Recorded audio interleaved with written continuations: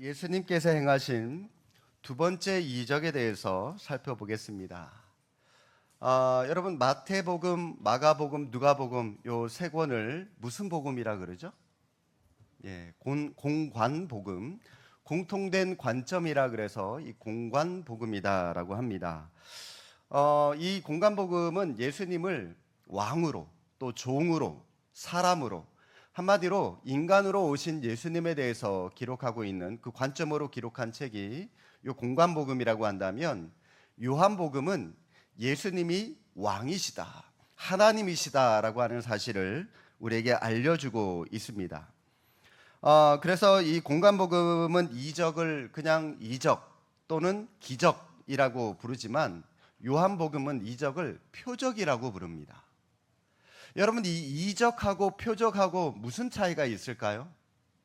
이적은 제가 국어사전을 좀 한번 찾아봤습니다. 이적은 말 그대로 신의 힘으로 이루어지는 불가사의한 일, 인간의 관점으로 일어날 수 없는 일인데 하나님의 힘으로 일어나는 이상한 불가사의한 일을 이적이다라고 그렇게 말합니다. 그래서 이 이적이라고 하는 것은 놀라운 일이 일어났다라고 하면은 그 일어난 그 자체에만 관심이 있고요, 그 이적을 일으킨 분이 누구신지, 예수님이신지 누구신지 거기에는 별로 중요하지 않아요. 그냥 그런 일이 일어났다, 그 일어난 일 자체에만 중요할 뿐이고요. 그러나 표적은 겉으로 나타난 흔적을 표적이라고 그럽니다. 흔적입니다. 표적은 말 그대로. 파주에 가면 이 임진각에 가시면 증기기관차 한 대가 서 있는 것을 보실 수가 있습니다. 일명 총알 맞은 기차라고 불리는 그 기차가 서 있는데, 보시면 총알 맞은 흔적들이 여기저기 있습니다. 우리는 그 흔적을 보면서 6.25 전쟁 때 이곳에서 얼마나 치열한 전쟁이 있었는지, 전투가 있었는지 우리는 어림짐작해서 알 수가 있죠. 마찬가지로 표적은 이적 자체가 중요한 게 아닙니다. 흔적이라 그랬습니다. 하나의 흔적에 불과합니다. 이적이라고 하는 것이 바로 이 기적이라고 하는 흔적을 통해서 예수님이 누구시며 예수님이 어떤 분이신지를 깨닫는 것, 이것이 바로 표적의 목적입니다. 그래서 우리는 이 이적을 통해서, 표적을 통해서 예수님을 볼 수 있어야 되는 겁니다. 이런 이적이 일어났더라, 이게 중요한 게 아니라 이 이적을 일으키신 분이 바로 예수님이시다, 하나님이신 예수님이시다라고 하는 그 예수님을 볼 수 있어야 한다는 겁니다. 그게 제가 여러분과 함께 지금 이 예수님의 이적에 대해서 말씀을 나누고 있는 이유이기도 합니다.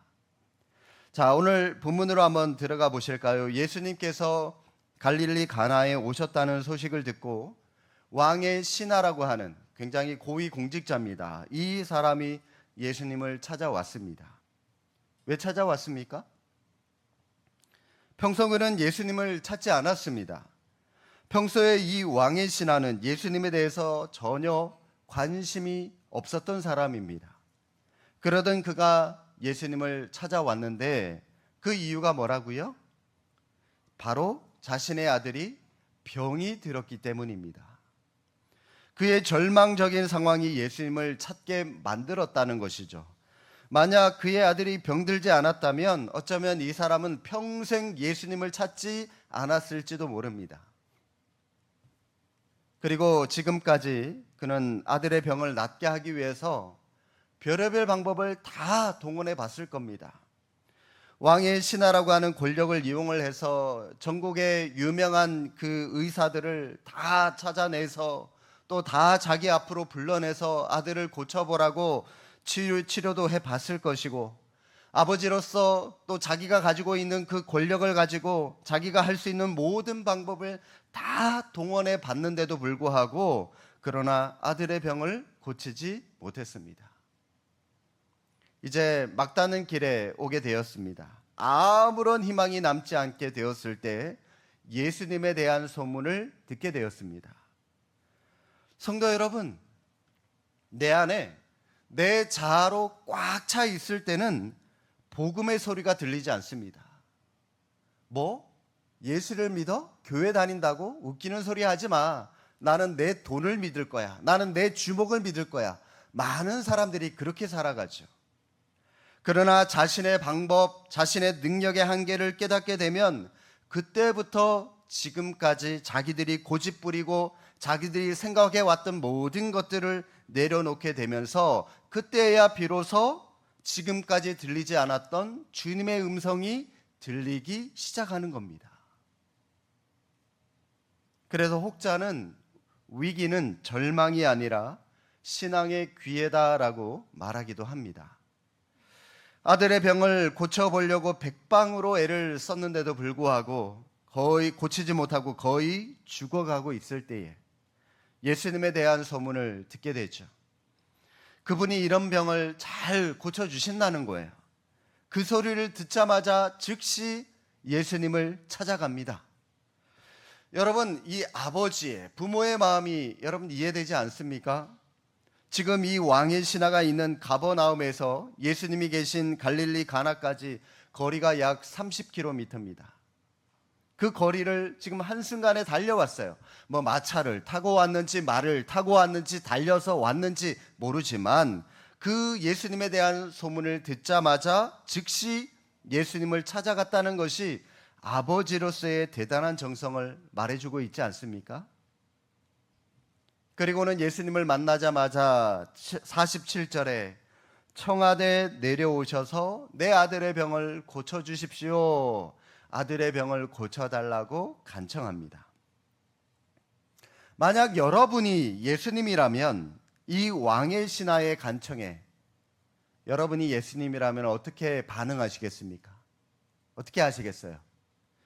만약 제가 주님의 입장이라면 저는 저를 찾아온 그 사람에게 고마워했을 것 같아요. 저를 찾아왔다는 게, 그것도 30km나 되는 그 먼 거리를 찾아왔다는 게 저의 능력을 인정한다는 거잖아요. 그죠? 또 여러분, 이 사람은 왕의 신하라고 하는 권력을 가지고 있는 사람입니다. 고위 공직자입니다. 만약 이 사람의 아들을 고쳐준다면 나중에 이 사람이 나의 든든한 백이 되어줄지, 나의 든든한 후원자가 되어줄지, 여러분 당연히 후원자가 되어주겠죠. 그래서 저라면 야, 이거 땡 잡았구나. 그래, 저 사람 아들 한번 고쳐주자. 든든한 백 한번 만들어보자. 저라면 기꺼이 같이 갑시다. 내가 기꺼이 도와드리겠습니다 하고 저는 같이 갔을 것 같아요. 그런데 여러분, 예수님의 반응이 다소 이해가 되지 않습니다. 48절에 뭐라고 말씀하시죠? 예수께서 이르시되 너희는 표적과 기사를 보지 못하면 도무지 믿지 아니하리라. 이 말씀을 하시면서 오히려 그 왕의 신하를, 그 아버지를 책망하십니다. 여러분 이해가 되십니까? 자기 아들을 살리고자 하는 것은 아버지의 마음이고 딴 데 간 것도 아니고 지금 예수님께 와서 고쳐달라고 구하고 있는 것도 귀한 일이고 그 먼 거리를 한순간에 찾아가서 주님을 찾아 만난 것도 귀한 일인데, 그런데 여러분, 예수님은 지금 이 왕의 신하를 지금 책망하고 있다는 것입니다. 왜 예수님이 책망하셨을까요? 지금 여러분, 이 왕의 신하가 예수님께 뭘 잘못하고 있는 것입니까? 여러분, 뭐가 잘못되고 있죠? 보이시나요? 이 본문을 역추적하면서 다시 한번 살펴보니까 이 왕의 신하에게 보이지 않는 결정적인 결함이 하나가 보입니다. 여러분, 그 결함 뭐가 보이시나요? 이 왕의 신하의 입장에서 지금 죽어가고 있는 내 아들을 살려야 되겠다라고 하는 이 절박한 마음이 너무나도 큰 나머지 그 병을 고쳐주는 분이 누구신지에 대한 관심이 전혀 없다는 겁니다. 이 내 아들의 병을 고쳐주는 그분이 하나님의 아들 예수든, 그분이 바알세불의 귀신의 힘을 빌려서 고쳐주는 사람이든지, 그분이 뭐 어떤 이 자연의 힘을 빌려서 고쳐주는 무당이든지 관심을 갖고 있지 않다는 거예요. 나는 그런 거 관심 없으니까 그냥 그저 내 아들 병만 고쳐달라. 지금 그런 얘기를 하고 있는 것이죠. 뭘 얘기하고자 하는지 여러분 이해가 되십니까? 우리도 이 땅을 살아가면서 기도 응답이 뚜렷한, 그런 목적이 뚜렷한 기도가 있습니다. 환우들을 위한 기도. 여러분 뻔하잖아요. 낫게 해달라는 거 아닙니까? 더 이상 이런 육체적인 고통으로부터 빨리 좀 벗어나게 해주셔서, 빨리 좀 고쳐주셔서, 빨리 좀 해방시켜 주셔서 건강한 몸으로 좀 살아갈 수 있도록 해달라는 거죠. 고3을 비롯한 여러분 대학 입시생들을 위한 기도, 이것도 뻔하죠. 점수 잘 나와서 좋은 대학에 합격시켜 달라는 거 아닙니까? 여러분 가게 운영을 하는 분들, 사업을 경영하는 분들, 그런 분들의 기도 제목, 여러분 장사 잘 되게 해주시고 사업 번창하게 해달라는 거, 뻔한 기도 제목이죠. 이런 기도의 응답의 목적이 뚜렷한 기도일수록 그 기도 응답에만 너무 관심이 쏠린 나머지 기도 응답의 주관자 되시는 하나님이 쏙 빠져버릴 위험이 있다는 것입니다. 항상 우리 기도의 주인은 하나님이십니다. 항상 우리 기도의 응답은 하나님이 하시는 겁니다. 하나님의 영광을 위하여 그 병을 고쳐주시거나 고쳐주시지 않고 연단시키실 때도 있고, 하나님의 영광을 위하여 거두기도 하시고 취하기도 하시는 것, 그것이 바로 하나님의 뜻이죠. 그런데 여러분, 우리의 신앙생활이라고 하는 것이 이 왕의 신하와 같이 내 아들 병만 고쳐주면, 우리 딸 좋은 대학만 가게 해주시면, 내 남편, 내 사업만 잘 되게 해주시면, 당신이 예수든 당신이 부처든 당신이 어떤 무당이든 관심 없다는 거예요. 그냥 내 것만 잘 되게 해달라는 거죠. 여러분, 이런 잘못된 생각이 우리에게는 너무나도 많이 있더라고 하는 것이죠. 지금 예수님께서 이 부분을 짚어서 왕의 신하의 잘못을 지적하고 계신 겁니다. 거식증이라고 하는 병이 있습니다. 거식증. 아시죠, 여러분? 비만에 대한 두려움으로 몸에서 음식을 거부하는 증세를 말합니다. 몸이 음식에 대한 필요성을 느끼지 못해요. 그런데 여러분, 그거는 사실이 아닙니다. 여러분, 이 거식증 걸린 사람들 보셨나요? 뼈밖에 없어요. 앙상합니다. 빼짝 말랐어요. 그런데도 음식을 못 먹어요. 사실 내 몸에서는 엄청난 영양분을 요구하고 있는데 음식에 대한 강박증 때문에 단지 내가 그것을 느끼지 못하고 있는 것 뿐입니다. 왜냐하면 몸이 음식을 거부하는데 익숙해져 버렸기 때문이에요. 여러분 안에 이 영적인 목마름이 있습니까? 하나님을 향한 어떤 갈망하는 마음, 갈급한 그런 증세가 있으시냐고요. 평소 성경도 잘 읽지 않고 기도 생활도 잘 하지 않고 그냥 일주일에 예배 한번 딸랑 드리고 가는 것이 신앙생활의 전부다, 이걸로만 만족하고 계시지 않습니까? 그것이 전부고 그것이 최선이라고 여러분 생각하고 있지 않습니까? 그러나 그것은 착각입니다. 왜냐하면 영적 거식증에 걸려 있기 때문이에요. 이렇게 여러분 영적 거식증에 걸려 있는 이유가 뭘까요? 두 가지 이유가 있습니다. 첫 번째 이유는 영적인 기쁨과 영적인 희열을 제대로 맛보지 못했기 때문입니다. 아마 우리 가운데 생선회를 좋아하지 않는 분들이 분명히 있을 겁니다. 고기는 구워 먹어야지, 삶아 먹어야지, 날 것으로 어떻게 먹어? 좋아하지 않는 분 분명히 있을 거예요. 그런데 회를 좋아하시는 분들은 그분들을 향하여 뭐라고 얘기를 할까요? 아니, 맛있는 회를 왜 안 먹느냐? 그러면서 한두 마디 하면서 안타까워 하실 겁니다. 아마 회를 좋아하지 않는 분들은 자라면서 생선회를 잘 먹어보지 못했기 때문에 그 맛을 모르니까 먹지 않는 것일 겁니다. 맛을 보지 않으면 그 맛을 알 수가 없는 겁니다. 저도 20대 초반까지만 하더라도 회를 잘 못 먹었습니다. 그런데 이 군복무를 강원도 고성, 속초 위의 고성에서 이 동해안 쪽에서 군 생활을 하다 보니까 조금씩 뜻하지 않게 이 생선회를 접할 기회가 생기면서 그때부터 조금씩 먹기 시작하다가 지금 회를 무지하게 좋아합니다. 요즘에 이제 없어서 못 먹을 정도로 좋아하는데 먹어보니까 맛을 아니까 또 그 맛을 찾아다니게 되는 거죠. 마찬가지로 여러분, 이 영적인 충만함과 영적인 은혜로 기쁨을 맛보지 못한 사람은 그 맛을 모르기 때문에 영적인 목마름이 생기지 않는 겁니다. 생선회를 맛본 사람은 그 맛이 그리워요. 그러니까 어떡하죠? 물론 뭐 집 근처에 있는 횟집에 찾아가서 먹는 분도 계시지만 어떤 미식가들은요, 그거 회 하나 먹으려고 강릉까지, 속초까지 직접 차 몰고 갑니다. 그 먼 거리를. 먹어보지 않은 사람들은 그 맛을 모르니까 그립지도 않을 뿐만이 아니라 회 하나 먹으려고 멀리 동해안까지 찾아가는 사람들 이해하지를 못하는 거예요. 기름값이 아깝다 그러면서. 여러분, 영적 거식증에 걸려있는 두 번째 이유는 영적인 갈망이나 목마름이 없는 상태로 그 영혼이 그대로 굳어져 버렸기 때문입니다.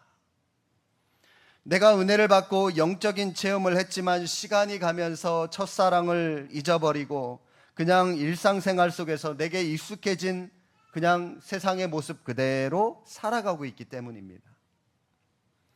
우리는 이미 은혜를 경험하고 그 은혜를 받은 사람들입니다. 그래서 하나님 앞에서 헌신을 다짐하고 하나님을 위하여 살겠다라고 하는 소망도 받았던 사람들이죠. 그런데 여러분, 이 은혜라고 하는 것은 언제나 현재적인 것입니다. 내가 과거에 받았던 것만 가지고 우리는 현재를 살아가지 못합니다. 과거에 내가 체험했고 섬겼던 그 열심, 그 충성만 가지고 오늘을 살아갈 수는 없는 것입니다. 여러분, 구약시대 이스라엘 백성들에게 하나님께서 광야에서 내려주셨던 그 만나를 생각해 보십시오. 그 만나는 언제나 하루의 양식뿐이었습니다. 내일까지 먹으려고 오늘 많이 받아두면 내일이면 그 만나 그냥 다 썩어버리게 만들어 버리셨어요. 은혜라고 하는 것도 바로 이처럼 마찬가지죠. 매일매일 우리의 영적인 갈증, 우리는 영적인 목마름을 가지고 살아가야 되는 거예요. 그것 때문에 여러분, 새벽 기도라고 하는 것이 생겨난 거죠. 여러분, 우리가 기도 생활하는 거 혼자 가정에서도 개인 생활 할 수 있지만 그게 어렵기 때문에 이처럼 교회에 와서 다 같이 공동 기도 제목을 놓고 다 같이 그날 은혜 받고 그날 그 은혜 가지고 승리하며 살아갑시다. 그게 여러분 새벽 기도의 목적이거든요. 내가 성도들을 대할 때, 또 같은 전도회나 순원들을 대할 때 섬김과 겸손으로 여러분 대할 수 있기를 바라고, 예배에서 은혜를 받고 각자의 삶 속에서 그 받은 은혜를 가지고 헌신의 삶을 살아갈 수 있기를 바랍니다. 현재 지금 내가 영적인 갈증을 느끼지 못하고 목마름을 느끼지 못하고 있다면 여러분, 나의 신앙 건강 지수에 문제가 있다고 생각할 필요가 있습니다. 우리 안에 영적인 목마름이 있어야 됩니다. 그것이 비록 오늘 본문의 왕의 신하처럼 나의 피로를 채우기 위해서, 내 아들의 병을 고치기 위해서 출발한다 할지라도 여러분, 그 갈급함이 필요하다라고 하는 것이죠. 교회에 마찬가지예요. 사람을 만나려고 사람이 좋아서 교회에 달려나와도 좋습니다. 괜찮아요. 다른 데 간 게 아니라 여러분, 교회 나온 게 얼마나 귀한 일입니까? 그런데 바라기는 사람을 만나는 것으로 여러분, 그것으로 교회 신앙생활에 만족하는 것이 아니라 그 속에서 역사하시는 하나님을 만나서 더 큰 보화를 얻게 되는 그런 축복이 있기를 바랍니다. 그때에야 내가 교회 와서 사람 만나려고 했던 것이 예수님을 만난 것에 비하면 부스러기에 불과한 것이었구나 라고 하는 사실을 깨닫게 될 것입니다. 어쨌든 여러분, 이 왕의 신하는 지금 예수님을 찾아와서 예수님을 만났습니다. 그런데 예수님은 저와 함께 가서 제 아들의 병을 고쳐주십시오 라고 하는 그 왕의 신하의 요청을 냉정하게 거절하십니다. 혼자 가라는 거죠. 그리고 이해가 되지 않는 이상한 말씀을 하시는데, 가라, 네 아들이 살아있다 라고 말씀하십니다. 자, 여러분, 지금 여기서 예수님께서 왕의 신하에 뭘 책망하고 계시고 그에게 뭘 요구하고 계시는지 여러분 보시기 바랍니다. 표적 구하지 말고 믿음을 가지고 살아가라는 겁니다. 사실 이 왕의 신하가 예수님을 찾아온 것은 믿음이 아니에요. 자신의 의지, 자신의 확신을 가지고 찾아왔던 거죠. 성경은 이것을 믿음이라고 말씀하지 않습니다. 자, 여러분, 그렇다면 믿음이 뭡니까? 믿음은 하나님으로부터 출발하는 것이 믿음입니다. 오늘 50절 말씀 보시기 바랍니다. 예수께서 이르시되 가라, 내 아들이 살아있다 하시니 그 사람이 예수께서 하신 말씀을 어떻게 하고 갔다고요? 이 신하가 예수님의 말씀을 믿고 갔다라고 말씀합니다. 자, 여러분, 여기서 이 신하의 믿음이 먼저였습니까? 예수님의 말씀이 먼저였습니까? 예수님의 말씀이 먼저였죠. 내 아들이 살아있다라고 하는 예수님의 말씀이 있은 후에 그 신하는 그 말씀을 믿고 갔던 것이죠. 여러분, 이 순서를 기억하시기 바랍니다. 믿고 가는 거예요. 말씀이 먼저 있고 그 말씀을 믿고 가는 겁니다. 믿음은 나로부터 출발하는 것이 아니라 하나님의 말씀으로부터, 주님으로부터 출발하는 것이 진짜 믿음입니다. 나로부터 출발하는 것은 신념이라고 말을 하고요, 하나님으로부터 출발하는 것을 믿음이라고 말합니다. 예수님이 하신 말씀을 믿는 것이 참 믿음이고 그 믿음대로 순종할 수 있도록 도와달라고 기도하는 것이, 간구하는 것이 진짜 기도의 본질이에요. 나는 안 하고 싶어요. 그런데 성경을 읽을 때마다 해라 해라 해라, 그 말씀이 자꾸 꽂혀요. 그 말씀이 자꾸 응답으로 들려요. 그래서 어쩔 수 없이 해야 돼요. 그런데 내 마음은 여전히 하기 싫거든요. 어떻게 해야 됩니까? 하나님 기도하죠. 하나님, 하기 싫은 내 마음을 꺾어주시고 할 수 있도록 내게 힘 주시고 지혜 주십시오. 이렇게 기도하는 것, 이게 기도의 본질이라는 겁니다. 하나님, 하기 싫은데 자꾸 하라 그러니까 하나님, 하라 하는 그 말씀을 제발 좀 거둬주시고 하기 싫은 제 마음을 좀 받아주십시오 라고 이렇게 기도하는 거, 이게 기도가 아니라는 거죠. 믿음으로부터, 하나님의 말씀으로부터 시작하는 것이 여러분 믿음의 출발점입니다. 이 왕의 신하는 예수님이 하신 말씀을 듣고 믿었습니다. 그는 처음에 가버나움까지 직접 찾아가서 예수님이 고쳐주셔야 아들이 낫는다라고 생각을 했었습니다. 이거는요, 자기 생각에서 나왔기 때문에 자기 신념입니다. 그러나 예수님의 말씀을 듣는 순간 자기 신념이 잘못됐다는 사실을 깨달았어요. 그리고 지금 신하는 단순히 예수님이 자기 아들의 병을 고칠 것이라고 하는 믿음을 뛰어넘어서 무엇인가를 깨닫게 되었습니다. 여러분, 뭘 깨달았습니까?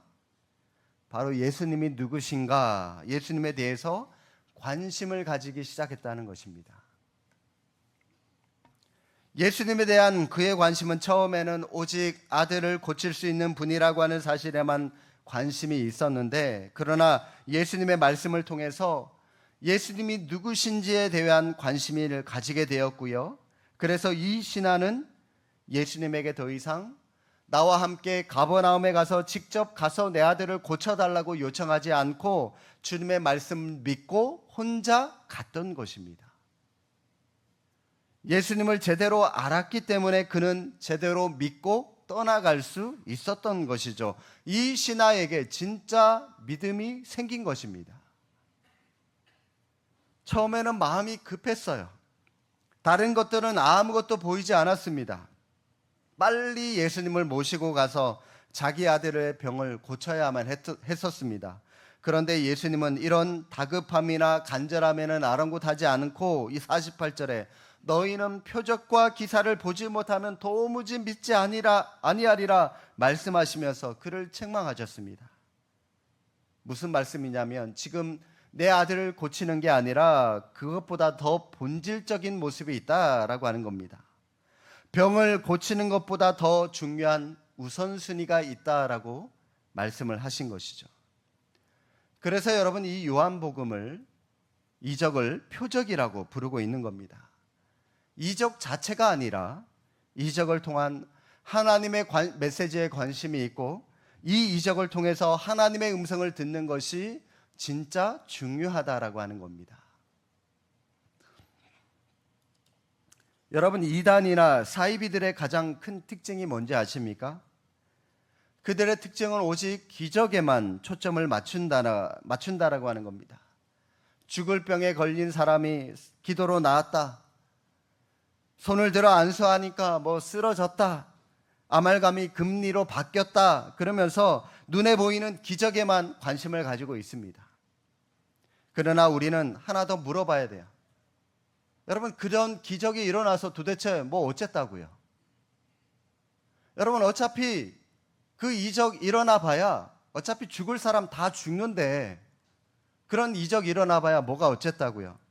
이 이적이 나타난 본질이 뭔지, 그 사건을 통해서 하나님이 우리에게 전하고자 하는 메시지가 무엇인지 여러분, 더 근본적인 질문부터 우리는 물어봐야 됩니다. 지난 시간 예수님이 첫 번째 기적으로 이 가나의 혼인잔치에서 물로 포도주를 만들어 주셨습니다. 기적이죠. 그러나 우리는 그 기적 자체가 아니라 기적이 의미하는 것이 무엇인지를 물어보셔야 됩니다. 그 해답이 마지막 요한복음 2장 11절에 이렇게 기록되어 있습니다.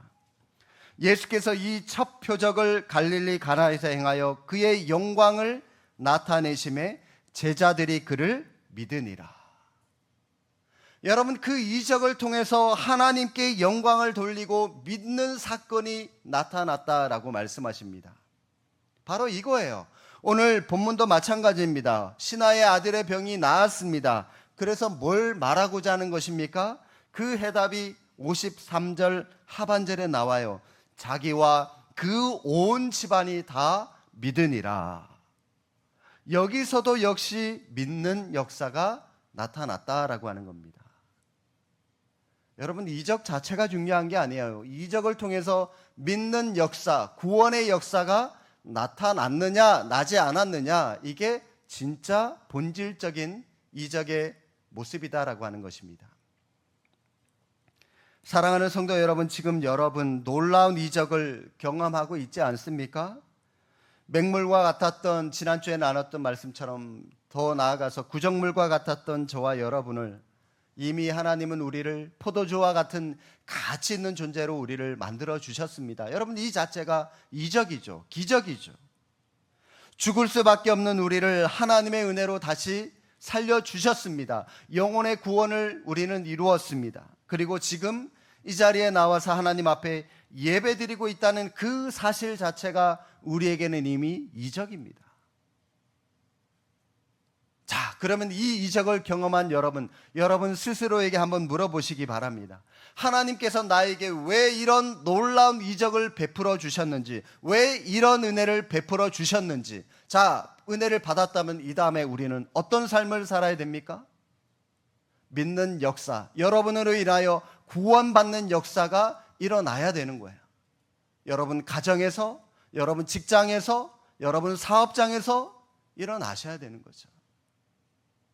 그런데 내가 그 이적을 경험하고 내가 그 구원의 은혜를 받은 것 나만 가지고 여러분 누리고 있다면 우리는 제대로 그 이적을 경험하지 못한 사람이라고 할 수가 있는 것이죠. 하나님께 은혜 받은 자답게 우리도 더 많은 사람들에게 주님의 은혜를 나누어 주며 또 여러분으로 인하여 여러분들이 발로 밟고 가는 곳곳마다 주님의 구원의 역사가 여러분을 통하여 그 은혜가 나타나는 복된 삶을 살아가시는 믿음의 성도들이 다 되시기를 주님의 이름으로 축복합니다. 기도하겠습니다. 사랑의 하나님 아버지, 저희에게 믿음을 주시기 위하여 기적과도 같은 일들을 많이 베풀어 주셨지만 그 은혜를 깨닫지 못했음을 용서하여 주시옵소서. 기적을 보고 주님을 믿거나 어려울 때 기적을 바라는 사람이 되지 않게 하여 주시고, 표적을 통하여 주님을 알아가게 하시고, 또 우리를 통하여 구원의 역사가 우리 주변에 더 많이 나타날 수 있도록 우리의 믿음이 성장하도록 우리의 삶을 통치하시고 이끌어 주시옵소서. 예수님의 이름으로 기도하옵나이다. 아멘. 다 함께 자리에서